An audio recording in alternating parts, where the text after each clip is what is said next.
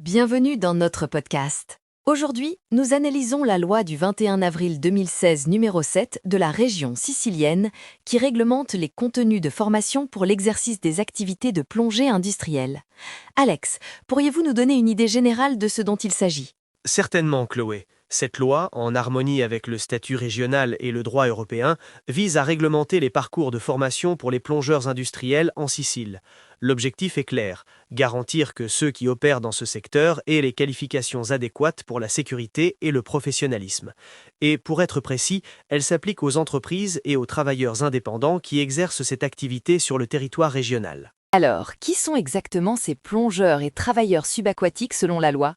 Et quelles activités sont exclues de son application? La loi les définit comme ceux qui effectuent en plongée des activités de travail subaquatique, même non exclusivement ou de manière continue, que ce soit en eau maritime ou intérieure. Il est important de noter que sont exclues les activités amateurs, sportives, récréatives et dilettantes, celles de recherche scientifique ou culturelle, à moins qu'elles n'impliquent des organisations complexes ou ne se déroulent au-delà de 30 mètres. Sont également exclus les opérateurs des forces armées, des corps de police et de protection civile lorsqu'ils sont en service. Cela clarifie le périmètre. En passant au parcours de formation, l'article 2 en identifie 3 niveaux. Pouvez-vous nous les décrire brièvement en spécifiant les profondeurs opérationnelles? Certainement. Le premier niveau est l'inshore diver, pour les plongées jusqu'à 30 mètres. Le deuxième est l'offshore air diver, appelé également top-up, qui habilite jusqu'à 50 mètres. Enfin, le troisième niveau est l'offshore sat diver, ou haut-fondiste, pour des profondeurs supérieures à 50 mètres avec des techniques de saturation.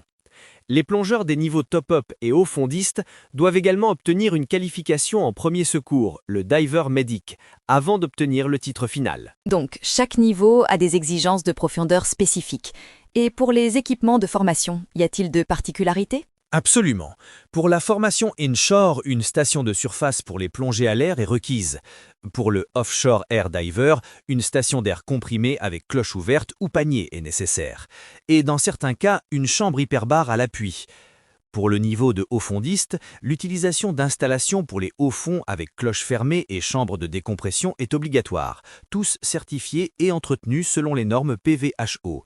Il est également prévu que l'équipement pour la formation offshore air diver doit être adapté au niveau inshore, plus une dotation spécifique supplémentaire si l'on opère au-delà de 30 mètres. En passant à la promotion des activités de formation, l'article 3 parle du rôle de la région.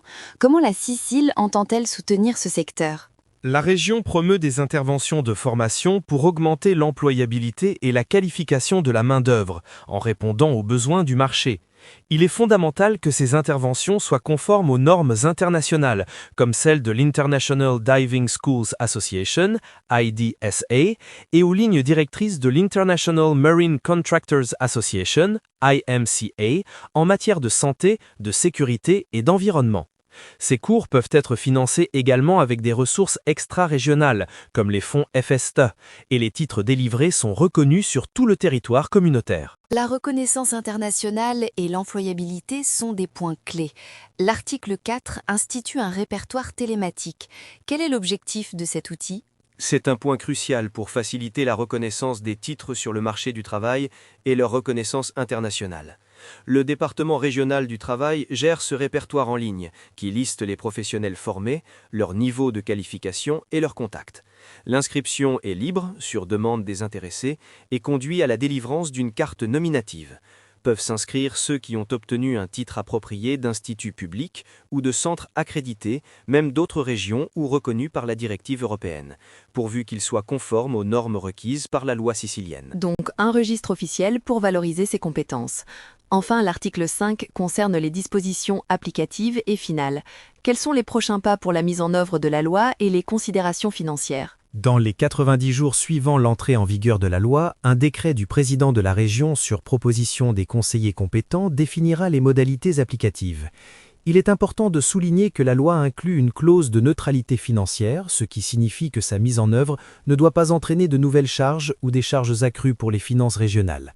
En outre, les titres et les qualifications acquis avant l'entrée en vigueur de la loi, s'ils sont conformes aux normes, sont reconnus et adaptés à l'inscription dans le répertoire télématique ainsi que sur tout le territoire communautaire. Très clair, Alex. Merci de nous avoir guidés à travers cette importante réglementation qui vise à professionnaliser et à protéger un secteur aussi spécialisé que celui de la plongée industrielle en Sicile. Merci à toi, Chloé.